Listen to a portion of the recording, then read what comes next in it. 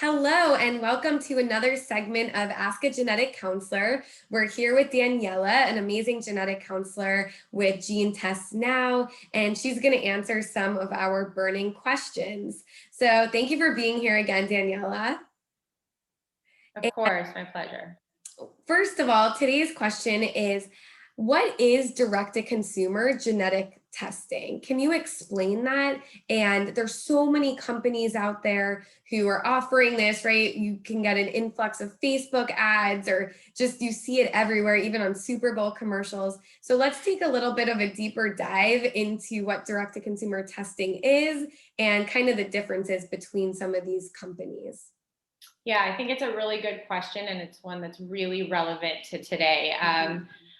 So direct-to-consumer genetic testing would be, I guess, strictly in the definition, differentiating between some of the other genetic testing labs that we typically order from would be a lab that allows a consumer, so basically anybody, to order that test themselves. So you don't need a doctor's orders, you don't need a healthcare provider's orders, you don't need any level of approval or there's no sort of screening process or management process by a healthcare provider in you obtaining that test. So if you think about it, it would be like you decide that you want to have a blood test for a CBC, which is just like a basic blood panel, and you would be able to walk into any lab and say, I order myself this CBC, or I order myself this MRI, something like that.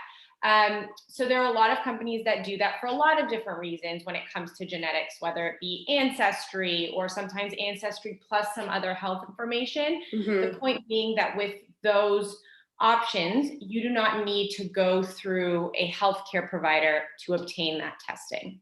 Right.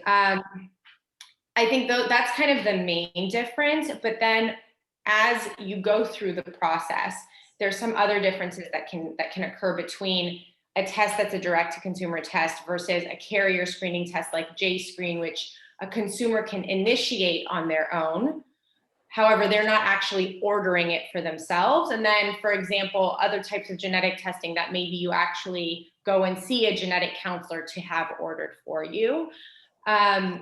So the technology between these two types of testing, a provider-initiated test versus a direct-to-consumer test, the science, the technology, the actual quality of the testing is different. So it picks up different things, it looks at different things.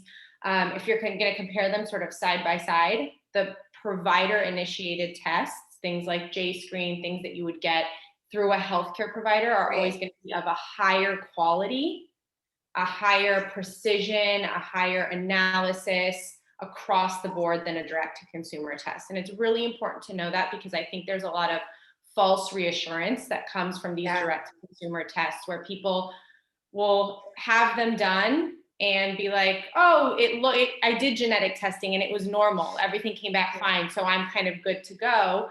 But that analysis is not considered good enough for us to say you're good to go and fine. We would want to do something much more comprehensive at a much more higher level to be sure. And to that point, I think it's so important, right? Like if you're getting information, whether you like cilantro or not, versus if you're a BRCA, BRCA carrier and have a predisposition for certain cancers, it's very different information. And you certainly want medical personnel involved along the way, and also for the results. So maybe you can touch on receiving the results, whether it's via email or through a genetic or your physician, and kind of, what that means for the consumer. Yeah, absolutely. I think that, so again, because these provider-initiated tests are actually under the supervision, the orders under the supervision of a healthcare provider, and the results also come under the supervision of a healthcare provider, that means somebody that has either, let's just use JScreen as an example. If they have a JScreen carrier panel, when they get their results back, they have a genetic counselor that is kind of assigned to them, that they will go over the results with them and discuss it with them, and whatever those results may be, whether they be positive, negative, there's maybe some indeterminate information on there. A genetic counselor will explain it all to them, talk to them about recommendations and next steps. With these direct-to-consumer tests, there's really no point of contact with any sort of healthcare provider or specialist. So what that tells what that says to me is, these results are kind of either probably emailed at this point, or through some secure web page Mhm. provided to individuals, and that person is really responsible for understanding those results, whatever they may be.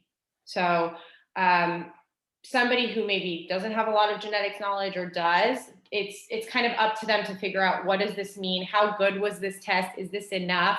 Um, answer all of those questions. What do I do next? Does this mean anything? And I think on the most, there's things like, does cilantro taste like soap? That's kind of a pretty benign, harmless, kind Right. of fun fact.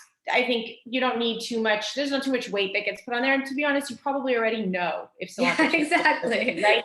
So it's kind of not a news flash, but some of these direct to consumer companies will report out things like BRCA mutations, BRCA mutations, which are really, really, really impactful results. And I've had situations where people come to me after doing a direct to consumer test over a year ago, Wow. were actually BRCA positive and just never really scrolled down to that part of the Mhm. report.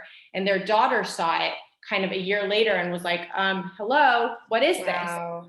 And then it incites this sort of panic, and it's like a scramble to figure out, wait, what does this mean? I didn't even know, it's been sitting here. And it's a really unfortunate process when it becomes kind of a crisis like that.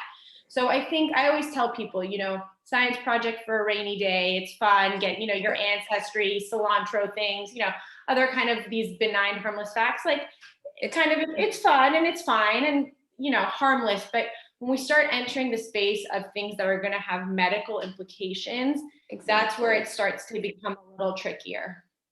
Amazing. Well, thank you so much for enlightening us. This was really helpful, and I think will clarify a number of questions for people because they're not sure. Like, do I walk into a Target or a CVS and grab a test off the shelf, or how am I ordering it? Who's involved? And what is the role of a genetic counselor like yourself in this process? So, thank you so much for being here, and we look forward to our next segment.